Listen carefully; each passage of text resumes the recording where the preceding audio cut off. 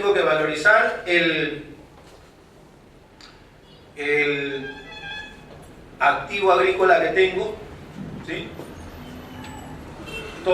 Tomaría el valor de la compra efectuada, porque es asumo que es el valor de mercado el que me está vendiendo, ¿sí? Pero ustedes cuando lo miran se dan cuenta que a ese valor de mercado no le ha descontado el valor del transporte, y la explicación es correcta. No desconté el valor de transporte porque yo llevo mis camiones a comprar hasta ese proveedor. Ese proveedor no me da precio en chacra, ¿sí? ¿Hasta ahí las cosas van claras? Ahora se va a poner peor. Dice, además, como lo que compra en planta a ese proveedor no le va a alcanzar, tiene que comprar necesariamente a otro proveedor. Tiene dos zonas de compra, una en el sur y otra en el norte. Para el sur usa sus camiones y para la del norte genera un contrato con un transportista para que le movilice las fresas hasta su planta. Inclusive podemos estar hablando de variedad, de calidad en el producto, ¿sí? No es la misma calidad de las fresas en la zona sur que en la zona norte, ¿correcto? Entonces, asumamos por ahora, para poder responder la pregunta, sin la condición de calidad. Vamos a suponer que todas son de la misma calidad. ¿Existe o no existe mercado activo en esta transacción de la cual yo pueda tomar el valor? ¿Qué opino? A ver, levanten la mano.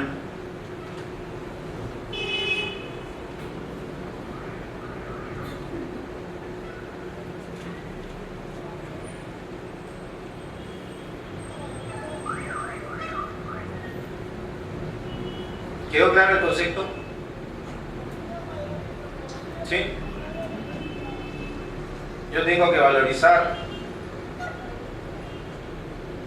los activos biológicos que en este momento tengo y que después me van a generar el producto agrícola que es fresa, ¿sí? Esa fresa la voy a utilizar en una planta de hacer mermeladas. Resulta que no produzco tantas fresas como para satisfacer un pedido que me acaba de hacer Falabella. Son Totus, por hecho, ¿no? Totus me hace un pedido, ve que mi proceso artesanal es de muy buena calidad, que mi producto está muy bien elaborado, que tiene todas las condiciones, y me dice, ok, te tienes que abastecer a partir de ahora 10.000 frascos de mermelada, y a mí no me alcanza y tengo que comprar fresas en otro lado. Primero las compro al sur de mi plantación y después me voy al norte de mi plantación. Cuando voy al sur, que está más cerca, voy con mis propios camiones, compro, me las llevo. Cuando voy al norte, que está más lejos, simplemente contrato a un transportista. Ustedes han ido a esta plantación y han encontrado, como contadores, que el valor de mercado que ellos han tomado es el valor de la adquisición de las fresas de la plantación sur, ¿sí? A las cuales no le han descontado el transporte por la razón que allí se justifica, pero sí han descontado el transporte en la del norte. Ustedes dirían, ¿está correcto o no es correcto?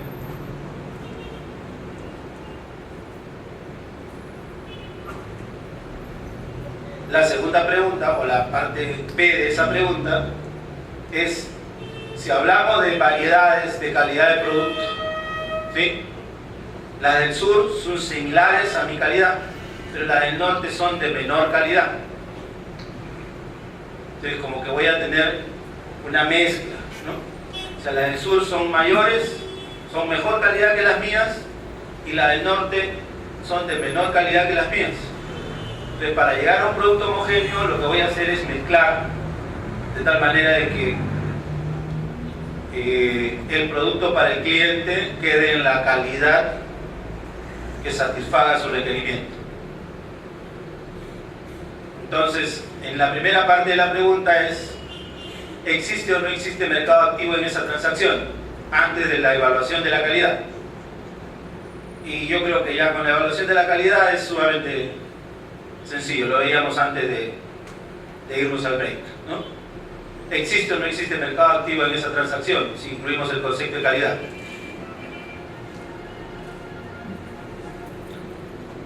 A ver, caballeros, intervenciones. Este taller es suyo.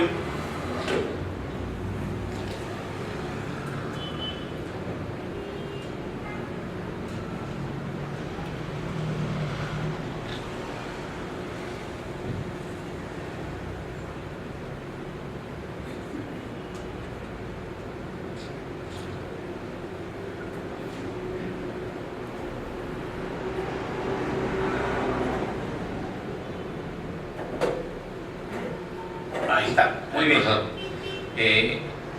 De acuerdo al caso, no hay un mercado activo. En principio está claro, ¿no? El señor vende, el proveedor vende en su chacra, o sea, es uno después ser de varios, un montón, ¿no?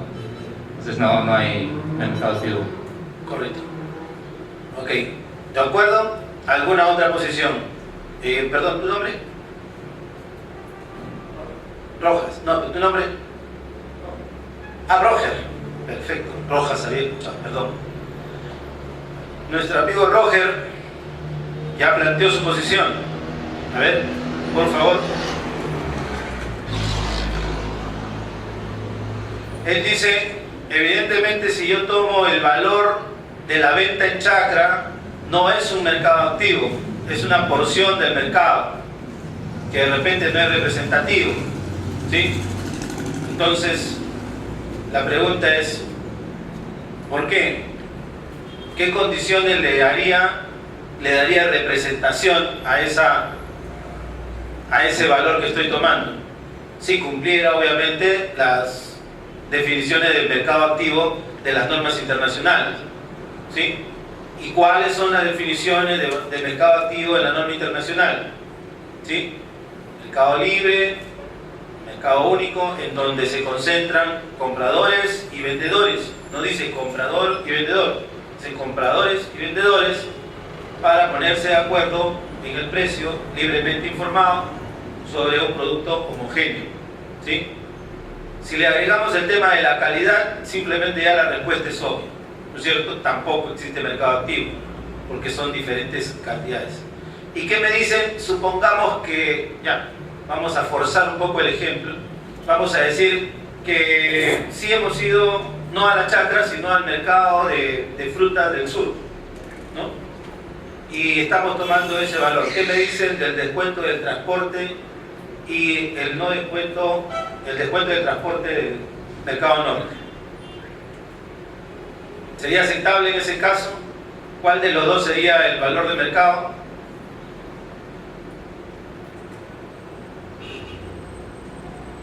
Apartando el tema de la calidad, ¿no? Para que no...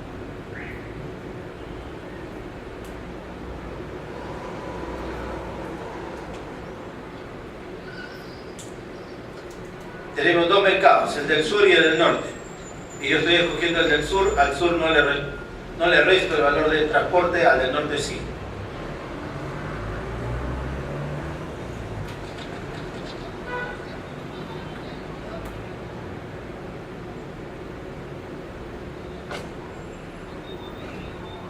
¿Qué cosa es? Bueno, vamos a ver luego el valor de la definición de mercado activo, ¿sí? Pero si conceptualizamos, a ver, valor de mercado. ¿El valor de mercado está dentro de la empresa o está fuera de la empresa? Fuera de la empresa, ¿no es cierto?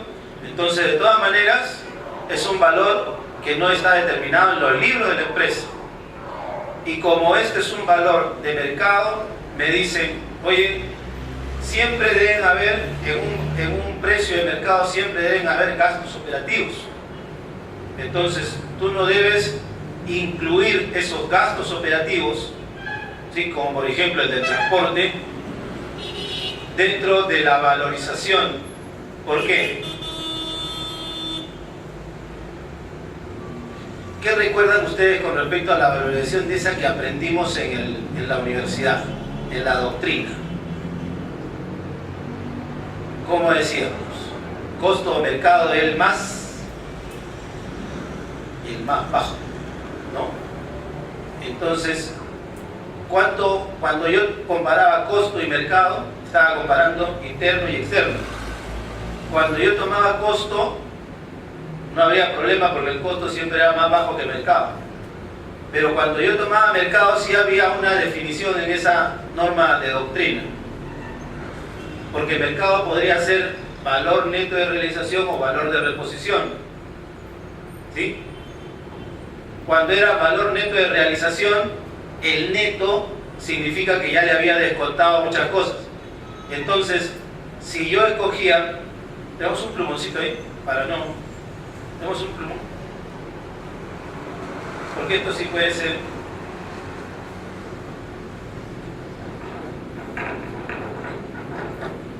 De alguna manera, cuando yo tengo costo o mercado, el más bajo, ¿sí? Muy amable. Cuando tengo la opción de decir costo o mercado, ¿qué me decía la doctrina? El más bajo.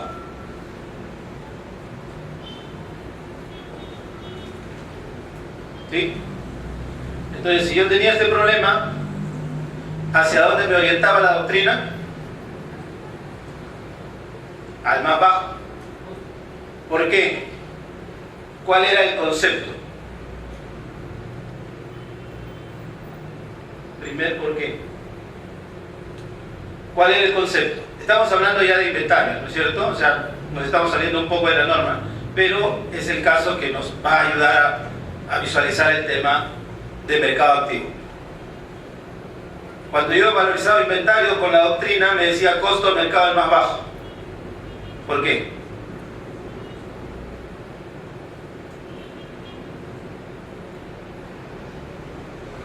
¿Qué pasa si este era 10 y este era 8?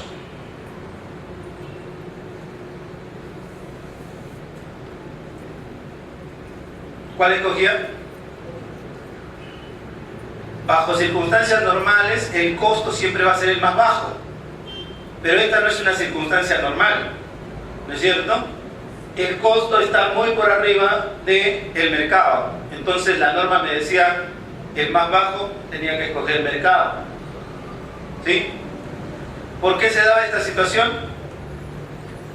Porque yo estaba con mis costos sobrevaluados. ¿Qué significaba eso? Que si yo iba al mercado, este costo no lo iba a recuperar.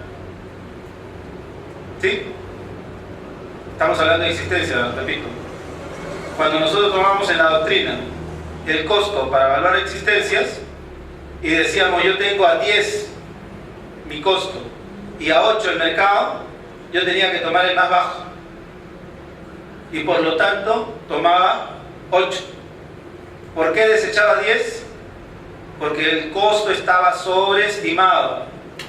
El activo estaba inflado.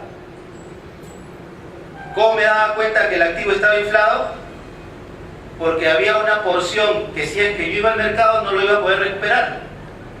Si yo tengo esto 10, que esto era el costo, si sobre eso vamos a decir, le agrego el porcentaje normal de utilidad, iba a salir a 15, supongamos.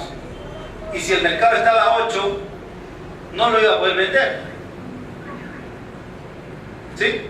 Entonces, costo o mercado el más bajo, me decía la doctrina, si tú tienes 10 en el costo y 8, toma el más bajo, porque este es tu indicativo. ¿Qué estaba pasando en este momento? Sobrevaluaba los activos. Y al sobrevaluar los activos, ¿qué estaba haciendo?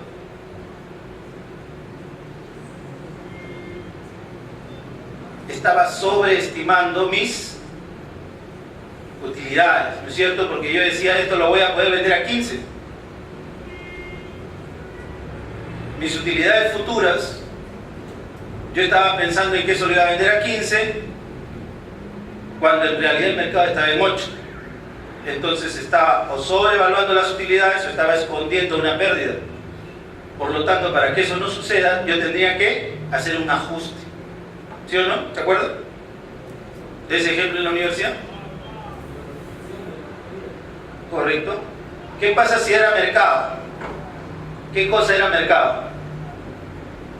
Valor neto de realización y el valor de reposición. ¿Sí? Aquí escogía el más bajo. ¿Qué cosa es el valor de reposición? El costo que iba a tener cuando yo tendría que volver a reponer ese activo. En este caso el inventario. ¿Sí? Entonces, y este era un valor neto de realización. ¿Qué significa? En doctrina significa que este es un valor al cual le he descontado todos los desembolsos necesarios para poder llevar y vender en un determinado mercado mi producto. Entonces, de estos dos, teniendo esa definición, ¿cuál sería el más bajo? Lógicamente, valor neto de realización. ¿Sí? Hasta ahí no había sobrevaloración. ¿Qué pasa si yo tengo que tomar valor de reposición? ¿Qué decía la doctrina? Si yo tengo que tomar valor de reposición, le debo restar al valor de reposición un porcentaje normal de utilidad. Valor de reposición menos porcentaje normal de utilidad. Y lo vuelvo a comparar con el valor neto de realización. Y de esta comparación, ¿qué tomo? El más alto. ¿Sí? La regla se invertía, ¿recuerdan? La regla se invertía cuando teníamos que tomar el valor de reposición. ¿Por qué? La razón es porque todos los costos tienen que ser recuperados.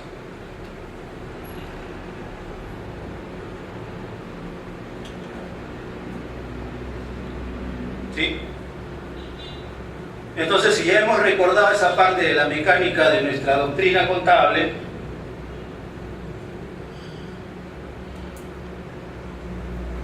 que se refería al momento en que yo voy a tomar y a comparar con valores de mercado el costo, ¿qué me dice la norma? La norma 41 con respecto al valor de mercado activo me dice que si yo voy a tomar el valor del mercado activo, tengo que hacerle por lo menos la deducción de los costos de transporte. ¿Sí? Para eliminar o para evitar justamente sobrevaluar los activos. ¿Sí? En este caso, sobrevaluar los activos biológicos.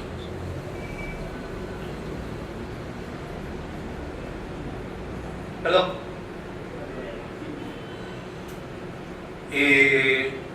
Correcto, buscando eficiencia en la aplicación de la metodología, ¿no? ¿Ya? Entonces, ya que hemos entendido todo esto, pregunta 4. Primera situación.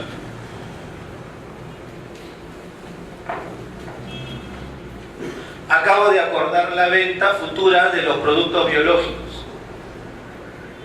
¿Sí? Segunda situación, hoy, noviembre de 2012, acabo de cerrar la venta de productos biológicos a entregar en enero del 2013. En ambos casos tomaremos el valor contratado como valor razonable y explicar su respuesta. ¿Sí? Hay dos situaciones. Acabo de acordar la venta futura. ¿Cómo decimos? Cuando decimos venta futura, ¿de qué se trata? Yo tengo la plantación, alguien viene y me lo compra en planta. O alguien viene y me financia la compra de la semilla, la compra de los abonos, me da un anticipo y por eso yo firmo un contrato de venta futuro. ¿Sí? Entonces, acabo de acordar la venta futura de los productos que yo pueda obtener de este activo biológico. Y una situación distinta es, hoy, noviembre del 2012, que tengo ya mi plantación, acabo de cerrar en este momento la venta de productos a entregar en enero. Ya la cosecha está lista para ser, los productos están listos para ser cosechados, pero no los voy a cosechar sino hasta enero. En diciembre, que tengo que hacer la valorización para productos de generar mis estados financieros. ¿Sí? En ambos casos, pregunta, ¿tomaremos el valor contratado como valor razonable? Explicar su respuesta.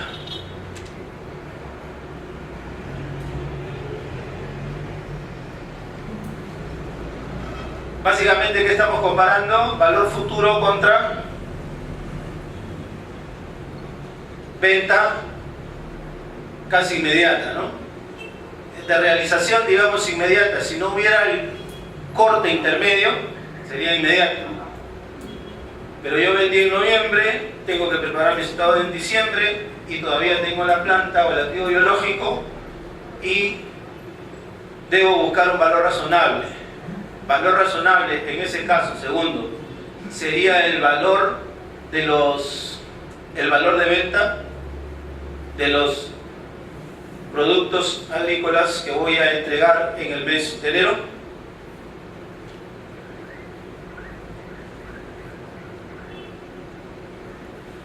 ¿Opiniones?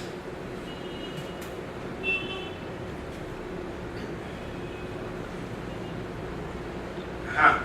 Roger. Vamos, Roger. Yo pienso que no, profesor. No, ¿en cuál de los dos casos? En ningún caso. El valor razonable, en principio, está definido por el mercado activo. Correcto. Si no hay ese mercado, puede ser el valor más reciente de una transacción, o de descontarlo del flujo, ¿no? Entonces me parece que eso no encaja. No encaja en ninguna de las posiciones. ¿Opiniones?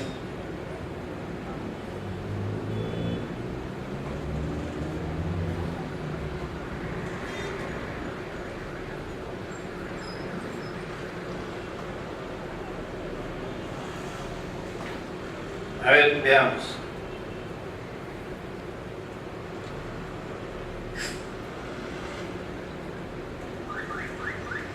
Este es digamos, un cuadro para que ustedes puedan tener un resumen de lo que es valor razonable.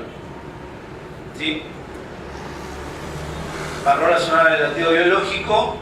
La pregunta es siempre, ¿no? La pregunta va a ser, ¿existe un mercado activo para el activo biológico? Sí, no. En el Perú, ¿existen mercados activos?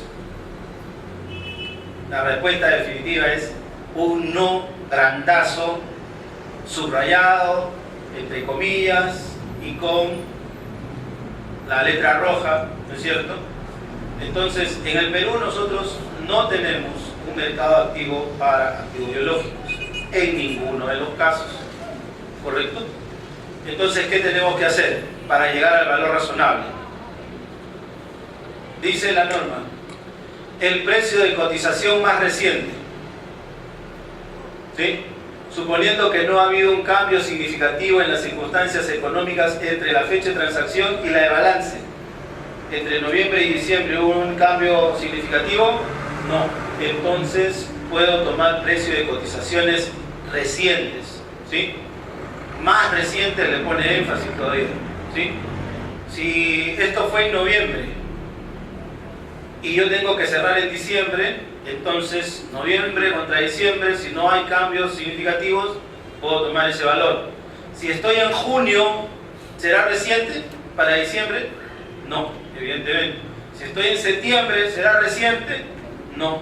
Yo diría que en el último trimestre podríamos estar hablando de octubre, noviembre y diciembre. Y todavía octubre me quedaría alguna sospecha dependiendo de los cambios, ¿sí? Normalmente, ¿cómo hacemos para determinar cuando hay duda? Estoy hablando en doctrina, ¿no es cierto? ¿Cómo hacemos para fijar un periodo de tiempo cuando tenemos dudas y la norma nos dice reciente o más reciente? A ver, ¿cómo hacemos en la práctica? Ustedes han trabajado en contabilidad y seguramente algunos han trabajado en auditoría y evidentemente han leído todo esto y la doctrina se la sabe a pie juntillas y ya está, ¿no? ¿Cómo hacemos de manera práctica para determinar? Asumamos, ¿sí?, que nuevamente estamos valorizando inventarios, ¿sí?, y tenemos esto en doctrina. Si yo no quiero ir por aquí, ¿qué es lo más rápido que puedo tomar para saber si el inventario está sobrevaluado? ¿Sí? Ese es mi riesgo, ¿no es cierto? ¿Cuál es mi riesgo? Cuando yo estoy viendo inventarios, que esté sobrevaluado. ¿Por qué? Porque está ocultando una pérdida. Entonces ya no es razonable el estado financiero. Entonces, ¿cuál es lo más rápido para ir a ver si está sobrevaluado o no? El costo lo comparo contra la lista de precios del mismo cliente, pero si esto lo tengo que evaluar a diciembre, tomo la lista de precios de enero. ¿Sí? Y si esto es mayor que esta cantidad de acá, está sobrevaluado. ¿Sí o no? Ok. Entonces, ¿cuál será la cotización más reciente? Si yo voy a cerrar en diciembre, ¿qué valor?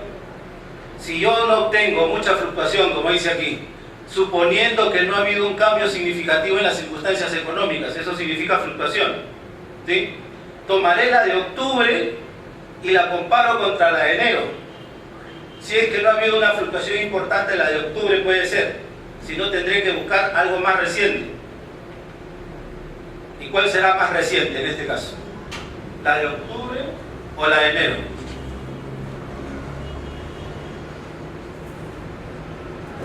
Cuando le dice la más reciente, no le dice la inmediatamente anterior, ¿sí? La transacción más reciente. Y nosotros cuando cerramos el libro a diciembre, muchas veces ya nos hemos pasado hasta marzo, ¿no? Ojo con eso, ¿no? Eso es una herramienta práctica que les puede servir a ustedes en caso de no poderlo definir claramente. Precio del mercado de activos similares. Cuando no existe un mercado de activo para el activo biológico, la norma 41 me dice que puedo tomar precio de mercado de activos similares, ajustado de manera que refleje las diferentes situaciones, ¿sí? Y no se lee muy bien, creo.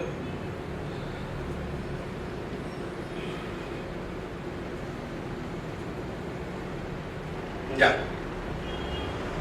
O sea, las diferentes existentes, ¿no? Ajustado de manera que reflejen las diferencias existentes. Mercado de precio de activos similares. ¿Correcto? Estoy comparando contra un activo similar.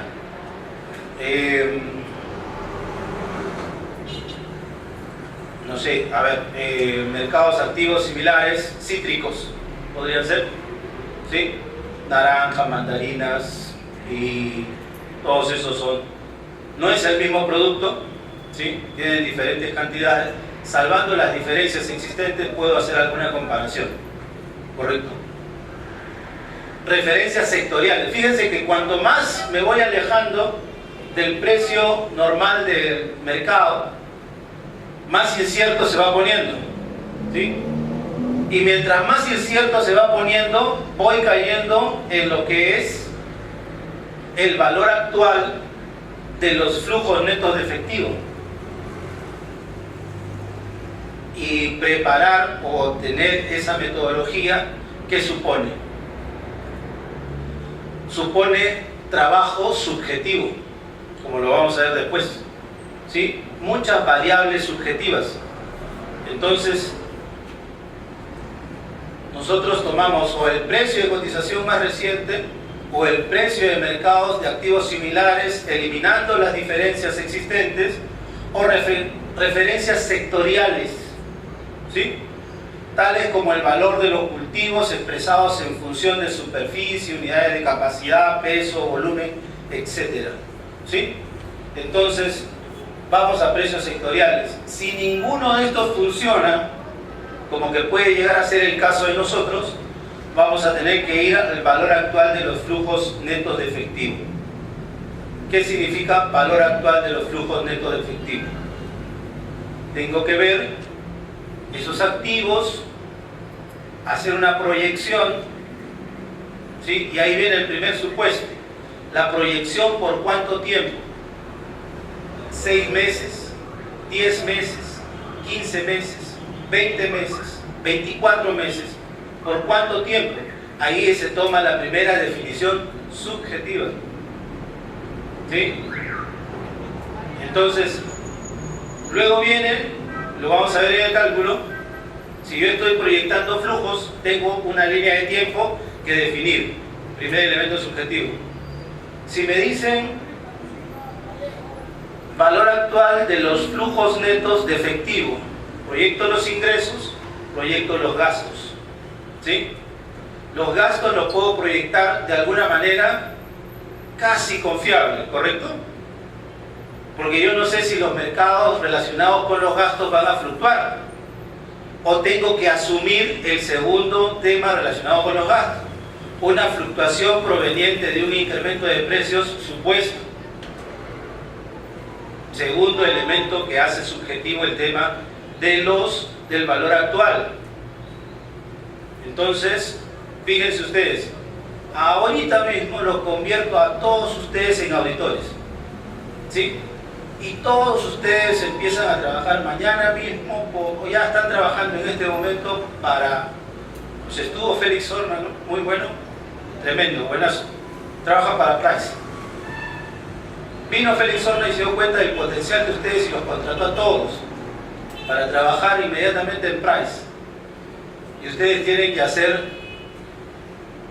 su primer trabajo es determinar, si es que no existe, ya sabemos que no existe el valor de mercado de activos biológicos en el Perú, no existe el precio de cotizaciones, no existe el precio de mercado, no podemos hacer referencias sectoriales. Hacer la auditoría sobre una empresa que ha generado el valor razonable de los activos biológicos en base al valor actual de los flujos futuros, ¿sí? Piénsenlo como, no como contador ahorita, sino como auditor, ¿sí? Cuando pensamos como contador, pensamos cómo hacer. Cuando pensamos como contador, pensamos cómo hacer. Cuando pensamos como auditor, pensamos si es razonable, ¿sí? Aunque cuando, evidentemente, la primera opción del contador es cómo hacer. La segunda opción, que viene casi implícita, es si es confiable, que viene a ser más o menos lo que es razonable para el auditor, ¿sí? Pero el auditor siempre se va primero sobre el tema de razonabilidad. Entonces, yo le pregunto, para aquellas compañías que ustedes están auditando, ellos han escogido el valor futuro. Ya saben ustedes que ellos han escogido 24 meses para proyectar sus flujos. Preguntan al contador, le dicen, sí, pues siempre hemos calculado sobre 24 meses. No hay una razón importante. ¿Sí? Es subjetivo. Segundo, han incrementado los precios sobre porcentajes variables en función a la tendencia de los precios de los últimos 24 meses anteriores. Han sacado tendencia de precios y los gastos los han incrementado en función a esa tendencia. Segundo valor, que está incluyendo un importe subjetivo. Cuando ustedes sigan la metodología, tienen que establecer los valores futuros, los precios, el flujo neto, ¿no es cierto? Ingreso menos gasto, y ese flujo neto traerlo a valor presente. La metodología le dice que tienen que escoger una tasa de descuento. Y esa es una estimación. ¿Sí? Entonces, la tasa de descuento es el tercer elemento subjetivo. Como auditores y como contadores, ¿estarían ustedes de acuerdo con ese valor actual de los flujos netos de efectivo para determinar el valor razonable de activos biológicos? Esa es una pregunta que me responde.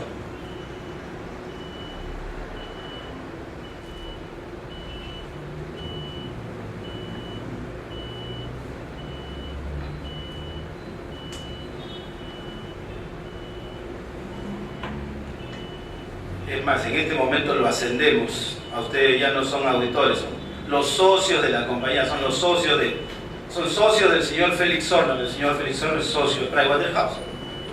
Entonces, en este momento ustedes tienen que firmar el dictamen. Y la partida de inventario, perdón, la partida de activos biológicos es la partida más significativa dentro de los activos. Y se ha utilizado el valor recomendado por la norma 41 porque estamos conscientes que en el Perú no existe un mercado activo para activos biológicos. 3 posibilidades para que ustedes firmen el dictamen. Dictamen limpio. ¿Sí? Dictamen con salvedad sobre los activos biológicos. ¿Sí? La última posibilidad incluye 2 opciones. ¿Sí? Los estados financieros no presentan porque no se han podido satisfacer del valor de los activos biológicos, o no expresamos opinión. Hasta ahora, por lo calladitos que están, no expresan opinión. A ver.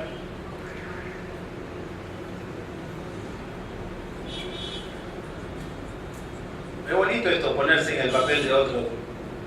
Todos ustedes de repente son contadores de compañías y algunos serán de compañías que están relacionados con la norma 41, ¿no?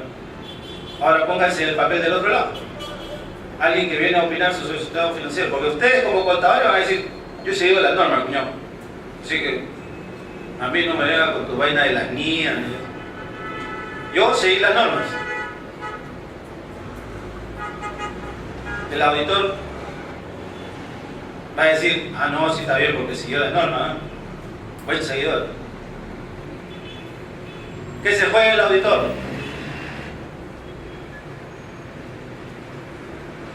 Se juega su credibilidad. Y cuando te juegas tu credibilidad, ¿en qué te amparas al final? En la doctrina. ¿Cuál es el efecto de la doctrina acá? Finalmente, la doctrina, ¿qué te va a decir? Si eso es un activo, no tiene que estar sobrevaluado. ¿Sí? Porque si está sobrevaluado los activos, ¿qué está sobrevaluando? El patrimonio. Y si está sobrevaluando el patrimonio, quiere decir que has anticipado utilidades. ¿Sí o no? ¿Está claro, no? Entonces, ¿ustedes van a firmar así nomás? A ustedes les tienen que demostrar que esos elementos que ustedes en este momento han escuchado como subjetivos se acercan lo más posible a lo que va a ocurrir. ¿Sí? Por ejemplo, si yo agarro las tendencias de los precios para proyectar los gastos, ¿Qué dicen los libros de finanzas con respecto a las tendencias? Todo lo anterior es tendencia. De ninguna manera significa que eso se va a volver a repetir. ¿Sí o no? Incluso cuando ustedes ven la valorización de acciones para efecto de la bolsa de valores, ¿sí? ¿Cuántas veces personas que conocen han analizado la tendencia y las acciones han perdido plata en la bolsa? ¿Sí? No digo en la de Lima, sino en otros países, ¿sí? Donde tienen analizado momento a momento el valor de las acciones y toman una decisión de comprar o de vender. Pero el tema es que, si lo quieren ver gráficamente, lo que es tendencia,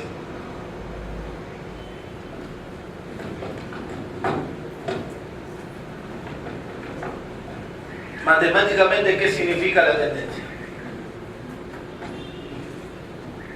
Que existe una probabilidad de que ocurra o que no ocurra, ¿correcto? ¿Cómo se llama a este dibujo en estadística?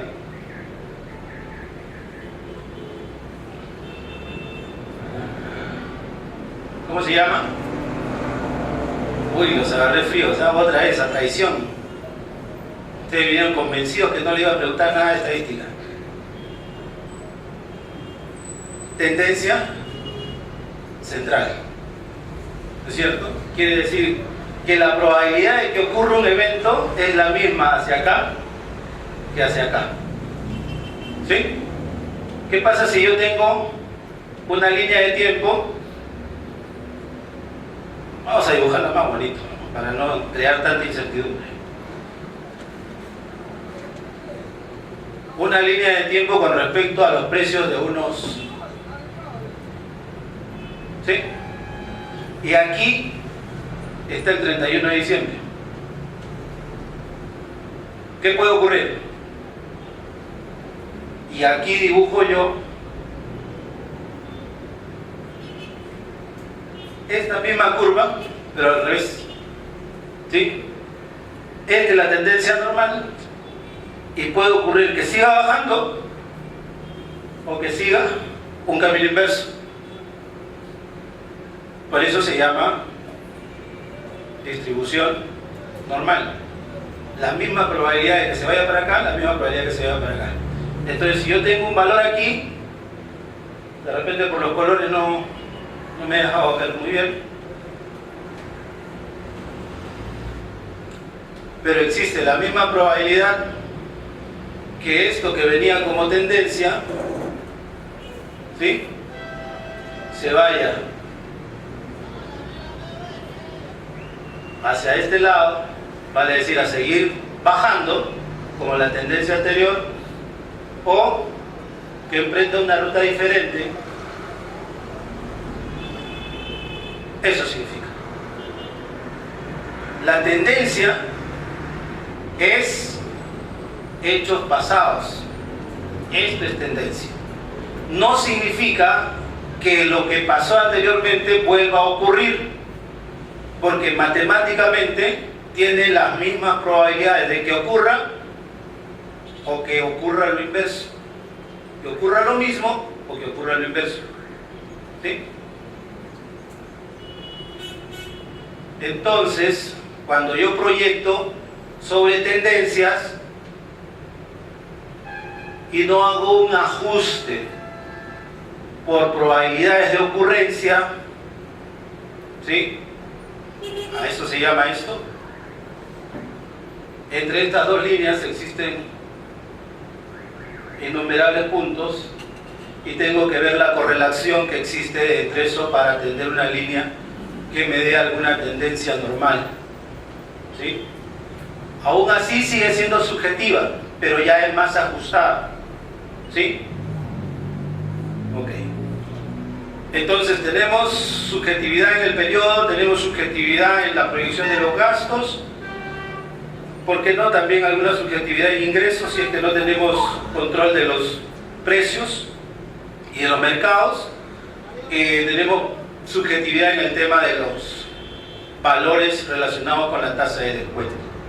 Entonces, como contadores, como auditores, como profesionales contables, expertos en todos estos temas, ustedes tienen que entender que ese último elemento que le da la NIC es un elemento financiero, externo. Fíjense que todos estos, el mercado es externo a la empresa, cotización reciente es externo a la empresa, mercado es externo a la empresa, sector externo a la empresa, y esto de acá externo y con una carga subjetiva. ¿Sí? Entonces, cuando lleguemos acá, tenemos que tener los elementos para sustentar cada uno de los cálculos. Si no, podemos cometer ese tipo de errores. ¿Alguna pregunta hasta ahí? ¿Sí?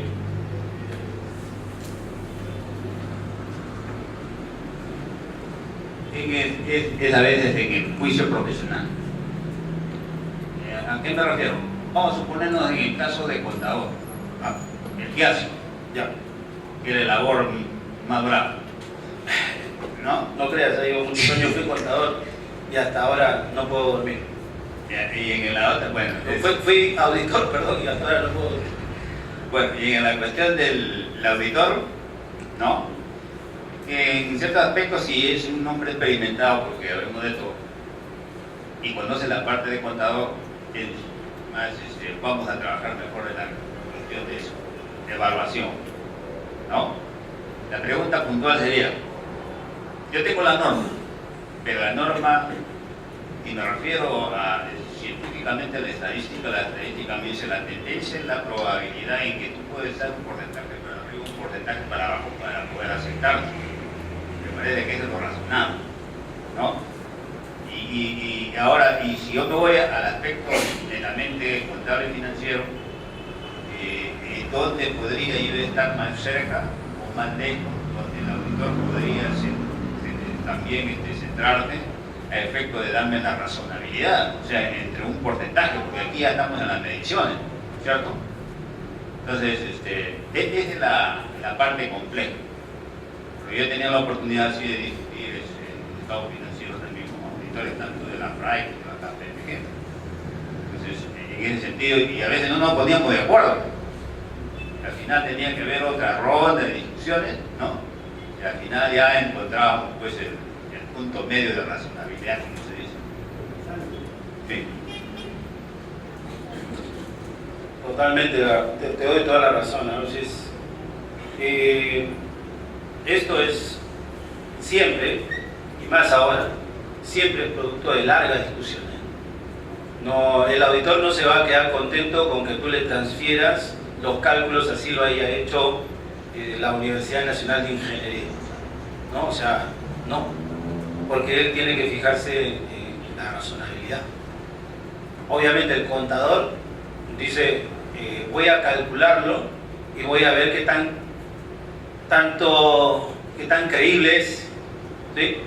El otro busca sustento, ¿no? El auditor dice, yo lo único que creo, yo ni siquiera en Dios creo. Entonces le preguntan a Félix, ¿crees en Dios? Ni en Dios. O sea, yo tengo que ver. Esos son un poco los Santo Tomás de la profesión, ¿no? O sea, hasta no poner el dedo en el costado no creo. Entonces ahí es el tema.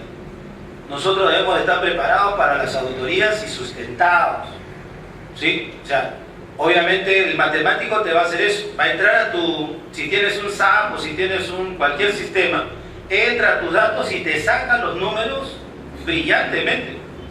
Pero tú lo que tienes que hacer es analizar si esos números son los que reflejan la realidad. Sobre todo cuando estamos hablando de este tipo de cálculo financiero. Entonces, cuando ustedes tengan necesidad de entrar hasta las definiciones de flujo efectivo, no basta con saber cómo se calcula. Tienen que tener cuidado en dónde están poniendo su confianza, ¿sí? Los datos que ustedes van dejando pueden ser una bomba de tiempo, una mina de esas personales, antipersonales. Las pisas en un momento y vuelan todo. Ese es un problema. Vamos a ver. ¿Qué otra araña tenemos aquí?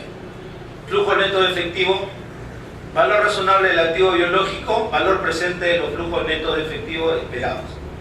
Estimación de los flujos netos, tasa corriente definida por el mercado. Esos son, ya empezamos ahí con los temas de definiciones y ustedes me van a ir siguiendo, ¿sí?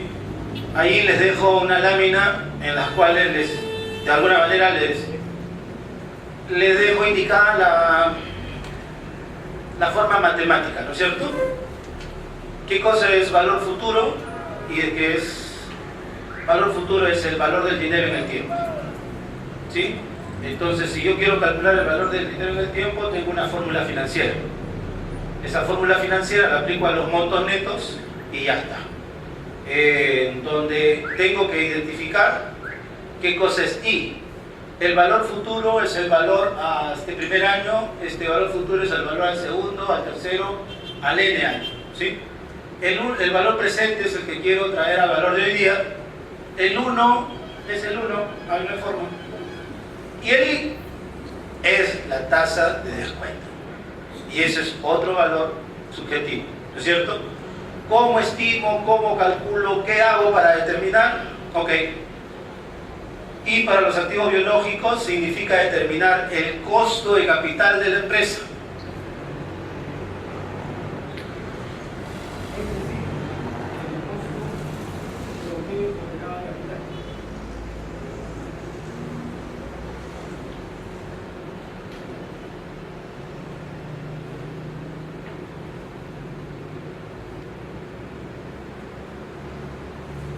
Repito, I es la tasa de descuento.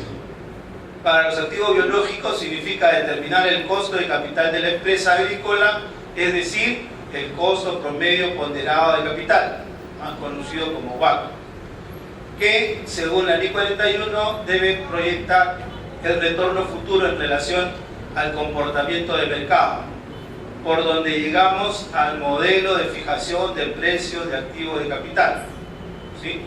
Hay un modelo que se llama CAPM, luego lo vamos a entender un poquito más, pero nuestra fórmula incluye I.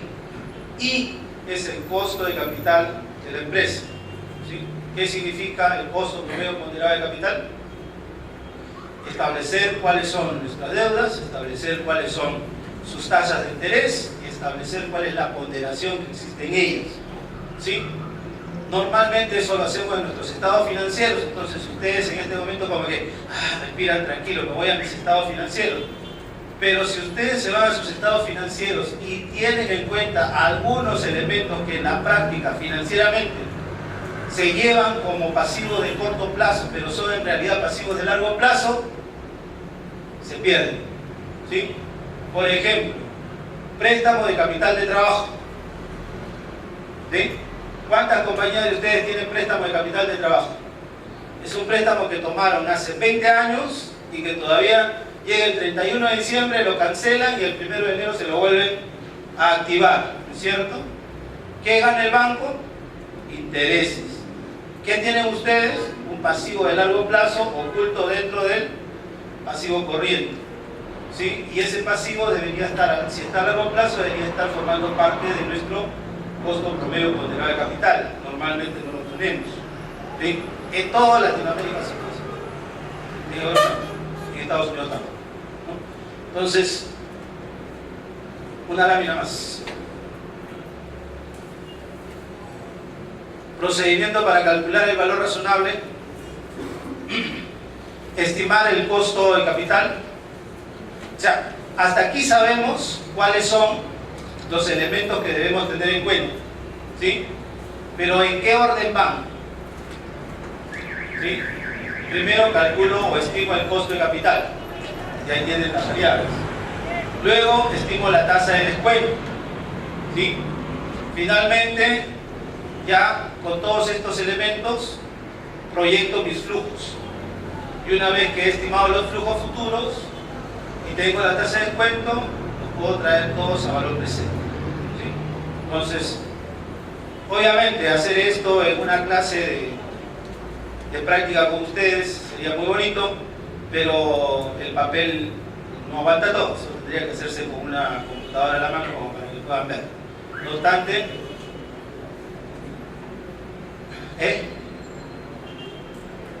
Se las dejo para ustedes y no hay ningún problema.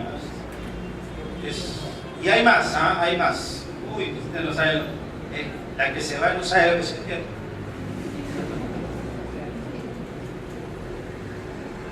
Modelo CAPM.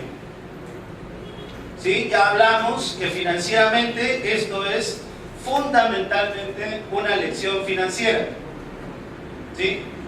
Entonces, primer punto que me dice la norma internacional. ¿Qué debe saber el contador? Finanzas. ¿No es cierto? Por lo menos en esto. Si no está al día en su tema de finanzas, pónganse al día. Revisen su cuadernito, compren su librito, asistan a las charlas que da profesores del Colegio de Contadores para actualizar. Aquí esto va a ser un brochazo nada más. Es como si estuvieran en la casa y le vamos a pegar un brochazo. No es una lección de finanzas. Un activo, primero, un activo, ¿por qué es un activo? Un activo, ¿por qué es un activo? ¿Qué me dicen ustedes? Un activo, ¿por qué es un activo?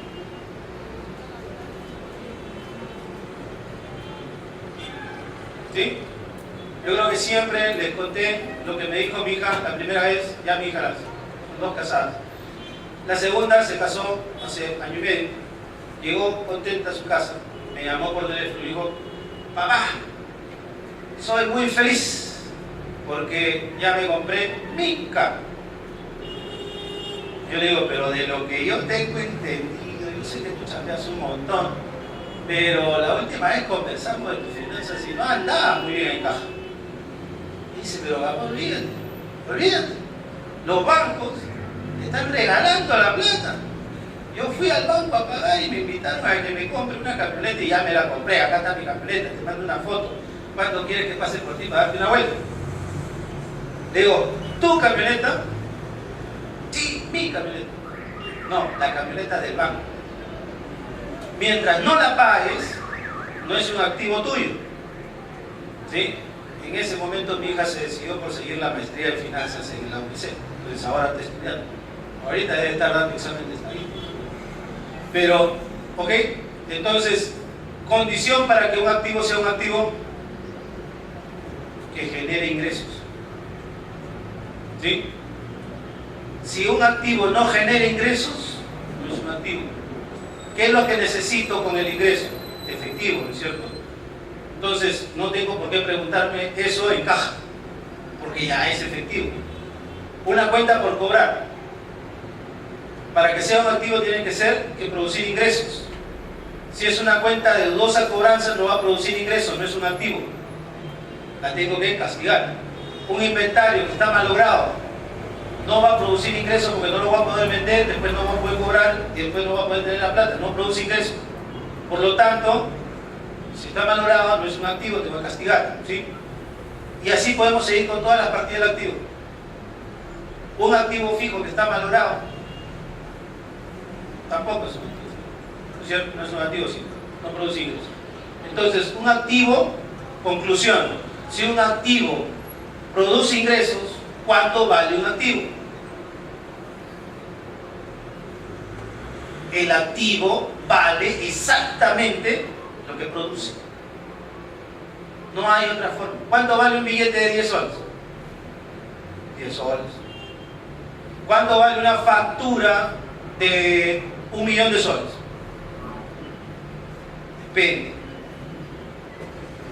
Depende.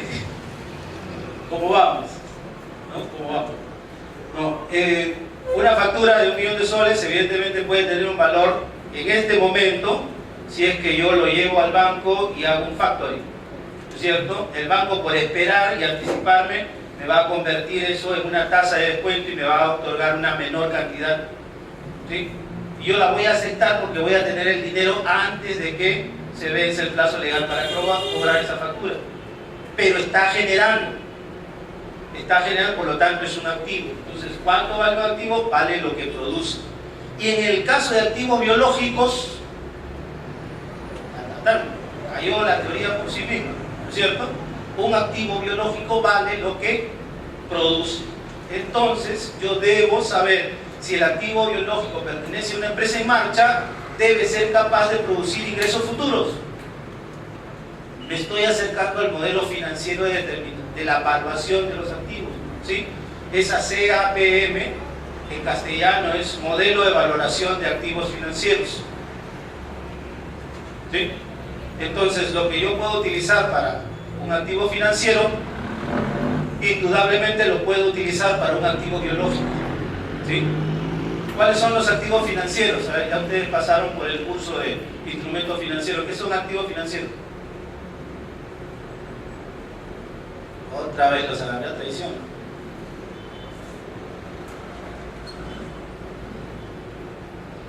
Son aquellos que tienen la capacidad de generar un activo en una compañía y un pasivo en la otra, ¿cierto? O sea, bonos, acciones, ¿sí? Correcto. Pero el modelo que tenemos allí, el CAPM, es un modelo para valorizar esos activos financieros. Pero ¿lo podemos tomar prestado para la valorización de los activos biológicos? La respuesta es sí. ¿Correcto? Basado en, primero, que un activo vale lo que produce. Segundo, un activo biológico que pertenece a una empresa en marcha debe ser capaz de producir ingresos futuros. Tercero, los ingresos futuros se miden financieramente. Entonces es válida la aplicación del modelo CAPM. Se traen a valor presente mediante la tasa de descuento definida por el mercado. La tasa de descuento y los flujos determinan lo que vale el activo. Así de sencillo. Ese es el sustento que toma la NIC, que no te lo dice la NIC, pero que está dentro del concepto de finanzas, ¿sí? Y ese concepto de finanzas que debemos aprender es el modelo de valoración de activos financieros. La tasa de descuento y los flujos se determinan lo que vale el activo. Ojo, entonces, la tasa de descuento y los flujos que determinan son los que yo no debo dejar colgados como elementos subjetivos. Es en donde más sustento debo tener para poder tener un valor razonable, un valor confiable, un valor que la NIC me la pueda aceptar. Entonces, cualquier variación afectará los resultados. Ojo, esa es la peor parte de todo el tema de finanzas en el modelo CAPM. Cualquier variación afectará los resultados, ¿sí? Cualquier variación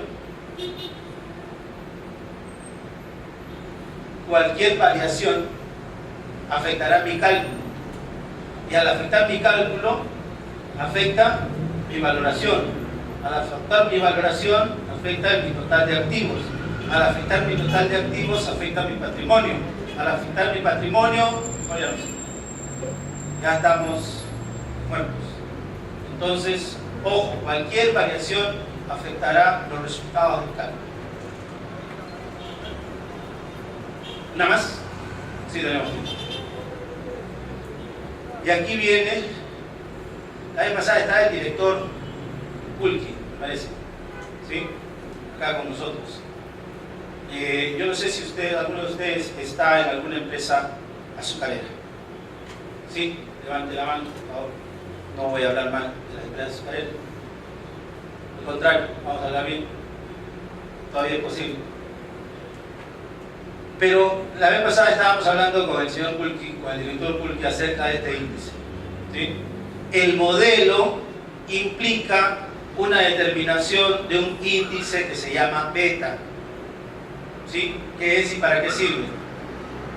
El comportamiento de los rendimientos promedio de todos los activos, vale decir, nosotros podemos utilizar este modelo de evaluación si es que tenemos un factor. Ese factor se llama el índice beta. Comentarios. El índice beta requiere de parámetros históricos, ¿sí? Nuevamente me voy a mi modelito. Requiere de parámetros históricos, por lo tanto, tendencias, por lo tanto, cualquier variación puede afectar los resultados. El comportamiento de rendimiento promedio de todos los activos de la economía con características similares de riesgo. En Estados Unidos se utilizan los índices de Standard & Poor's o el Dow Jones. ¿sí? El comportamiento, el otro factor que necesitamos es el comportamiento del rendimiento del activo para el cual se requiere determinar el índice de volatilidad beta. En castellano, ¿qué significa esto? Que tampoco podemos aplicar el modelo CAPM completo en el Perú. Entonces, si volvemos a nuestro primer... ¿Por qué no lo podemos aplicar en el Perú? Porque tendríamos que construir, para hallar el índice beta, tendríamos que construir un indicador como el indicador que me muestre el rendimiento promedio de los activos biológicos, los cuales los quiero evaluar dentro de la economía del Perú con sus propias características de riesgo. ¿Sí? Y si no tenemos mercados activos, no tenemos bolsa de productos, ¿de dónde voy a sacar esos indicadores? ¿Ok? Entonces, fíjense, la NIC ha preparado un tema muy específico, muy fundamentado, muy financiero, pero hay que tener mucho cuidado en la aplicación. ¿Sí? Por eso cuando usted le preguntaba si trabajaba en una compañía de azúcar, porque luego vamos a ver, antes de irnos, una estadística rápida, para ver qué compañías a un determinado corte que hicimos una investigación aplicaban este modelo. ¿Sí? Vamos a tener algunas sorpresas. El comportamiento del rendimiento, ya lo vimos, la correlación que existe entre el rendimiento del activo y el mercado es lo que me calcula el índice beta. ¿Sí? Entonces, el índice beta que voy a utilizar en la fórmula para poder calcular la valorización correlaciona el rendimiento del activo y el mercado. ¿Sí? Son dos variables, rendimiento de activo y de mercado. Si nosotros aquí le ponemos un plano de dos variables, podemos entender. ¿Sí? Si esto lo ponemos así,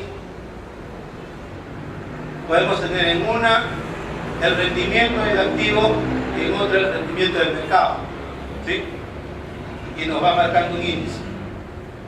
Entonces, este índice es el que va a fabricar el índice beta, finalmente. Si nosotros queremos la valorización, queremos aplicar la teoría para obtener el índice beta del producto activo biológico caña de azúcar, ¿sí? Tenemos que correlacionar el rendimiento del activo biológico caña de azúcar y de su mercado para ese activo. Ojo, no es imposible, se puede hacer, es una champaza, pero se puede hacer. ¿Sí? De hecho, en 2 segundos más vamos a ver la estadística de quiénes lo han hecho y quiénes no lo han hecho.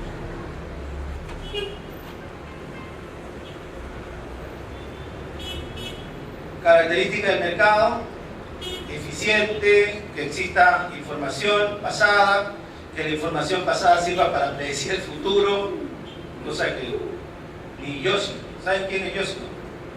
Yossi de Canseco. Yo no salgo de mi casa si no escucho a Yossi de Canseco. El riesgo del proyecto se mide por la desviación estándar. ¿Desviación estándar? ¿Sí? ¿Dónde está la desviación estándar acá en su gráfico? Otra vez volvemos a estadística.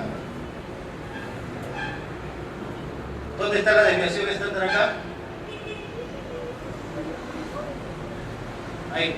¿Sí? La desviación estándar es del normal hacia la ocurrencia que combina el efecto de probabilidad. ¿Sí? Esta es mi desviación estándar. ¿Sí? Entonces, que la información pasada sirva para predecir el futuro, el riesgo del proyecto se mide por la desviación estándar, en este caso de una acción con riesgo razonable debe ser igual al negocio evaluado.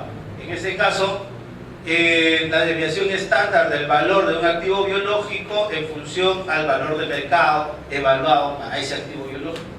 En el mercado peruano no existe suficiente información pasada, ¿sí? Hasta los libros son medios, los valores en libros son medio no confiables, por decir algo. En el mercado peruano no existe suficiente información pasada que permita proyectar estimaciones y tomar decisiones. Sin embargo, siempre hay personas que hacen lo imposible. Plantaciones de caña de azúcar en el Perú 2008. ¿Sí? regálenme solamente 10 minutos más de su atención. Yo sé que todos estamos queriendo ir. Muestra de 4 empresas: Comalca, Tumán, Chucarapi, San Jacinto y Antahuasi. ¿Sí? ¿Quiénes se fueron por calcular flujos netos? San Jacinto y Antahuasi. Ya se hizo. 2008, San Jacinto y Antahuasi, para la valorización de sus activos biológicos. 2008. ¿Sí? ¿Y quiénes han ido por el costo histórico? Hasta el 2008, Comalca, Tumán, Chucarapi. No sé si en este momento, pasado 4 años después de esta investigación la hicimos para la Universidad de Lima, en el año 2009, me parece, 2009, casi al finalizar. ¿Sí? Entonces, tomamos nota de que existía este tipo de valorización a través de flujos netos, todavía perfectibles, ¿sí? Porque, como les digo, no hay suficiente información estadística, la información contable no es fiable, pero siempre hay un momento en el cual se tiene que comenzar. Y hoy día ya tienen 4 años, supongo, haciendo el mismo cálculo, ya deben haber afinado muy bien su cálculo. Entonces, sí existe la forma de hacerlo, que es indispensable comenzar a hacerlo. Si no, va a ser muy difícil que tengamos tendencias o tengamos información. Tasas de descuento utilizadas. 2004, 2005, fíjense, todavía, si ustedes ven, San Jacinto y Antahuasi andan en el mismo tema, ¿no? 13, 10, estaban estimando, de repente aquí empezaron a alinear sus valores y en el 2008 ya tenían una valorización con respecto a su tasa de descuento, ¿sí? El hecho de que sean iguales todavía me deja un margen. Son compañías del mismo grupo, ¿sí o no? San Jacinto y Antahuasi son compañías del mismo grupo. No, sí, tienen que ser del mismo grupo. A ver, ¿por qué digo que tienen que ser del mismo grupo? Porque deben tener los mismos deudores. ¿Y quiénes tienen los mismos deudores? Los que tienen el mismo patrimonio y el mismo financiamiento, ¿sí? De largo plazo, y en este caso estamos hablando. Entonces, lo más probable es que sí sean del mismo grupo, aun cuando las acciones puedan ser posibles. Ya este es un modelo que evidentemente viene a propósito de la participación de unos profesores que llegaron de Harvard a, digamos, a modelar algo para Sudamérica, ¿sí? Como no existía beta, había que crear un beta latinoamericano. Entonces, allí vino el trabajo de las personas estas que vinieron y combinaron, por ejemplo, crearon otros temas como un lambda que multiplica el riesgo soberano, ¿no es cierto? Un riesgo de país, y sobre eso calculaban un primer riesgo que les servía para incluirlo dentro de una operación en donde tenían el primer riesgo de mercado maduro y la tasa de descuento y simulaban un beta. Todo eso le daba un costo de capital de acuerdo, digamos, a la metodología, ¿sí? Y una vez que habían calculado el costo de capital, el costo de la deuda y la estructura de capital, podían llegar a una tasa de descuento bajo el efecto del costo promedio ponderado del capital, ¿sí? Entonces, repito, no es una clase de finanzas, es la demostración de que estos cálculos se pueden hacer, primero. Segundo, demuestro que se pueden hacer porque ya 2 cooperativas lo han hecho, ¿sí? Entonces, si ya 2 lo han hecho y llevan en este momento, supongo, si no han suspendido el cálculo, llevan ya 4 años haciéndolo, entonces deben haber afinado. Y si han afinado el tema, seguramente que han implementado algo parecido a un modelo con mejoras, en donde ya no solamente implementan el beta, sino le implementan el riesgo país, ¿sí? Porque eso no está dentro del cálculo de la valorización de activos financieros. pero sí está dentro del esquema de riesgo para las plantaciones, por ejemplo, porque nosotros no determinamos, digamos, el valor de lo que podría ser ese activo, ¿sí? Y eso mucho depende de nuestras posiciones de índices de macroeconómicos, ¿sí? Para estimar el flujo, análisis de activos biológicos, establecimiento de supuestos, y ya tenemos nuestro flujo. Y ahí se nos acabó la presentación. Entonces, en resumen, si nos vamos a olvidar de todo, ¿de qué nos debemos acordar? ¿Sí? La primera cosa que nos debemos acordar, ¿qué cosa es activos biológicos? ¿Qué cosa es producto agrícola? ¿Sí? ¿Qué cosa es procesamiento? Son tres elementos que me sacan a mí de la duda si aplico o no aplico la 41. Si ya estoy en la 41 y estoy viviendo en el Perú y tengo una compañía peruana, tengo que saber para la valorización que no existen mercados activos. Como no existen mercados activos, tengo que irme a otro tipo de cálculo de valor externo. Y que esos otros tipos de evaluaciones externas me llevan inevitablemente, muchas veces, al cálculo de los flujos futuros. Y que la norma internacional no me lo dice, pero el trasfondo, lo que está detrás de eso, es un modelo de evaluación de activos financieros. Y el modelo de evaluación de activos financieros me exige determinadas tendencias, ¿sí? Determinados cálculos de tendencias que lo hacen subjetivo. Entonces, ¿dónde debemos poner más énfasis? En los temas de tasas de descuento, en los temas de cálculo de flujos, ¿sí? Acuérdense, cualquier variación nos va a afectar la determinación que hagamos de valor del activo biológico. Entonces, debemos tener siempre nuestros puntos bien controlados. Esos dos. Si ustedes lo empiezan a hacer hoy día, llámenme y gratis lo podemos hacer. Me interesa mucho participar en esas cosas, ¿sí? Entonces, ¿a qué hora volvemos? 4 de la tarde, por favor. Gracias.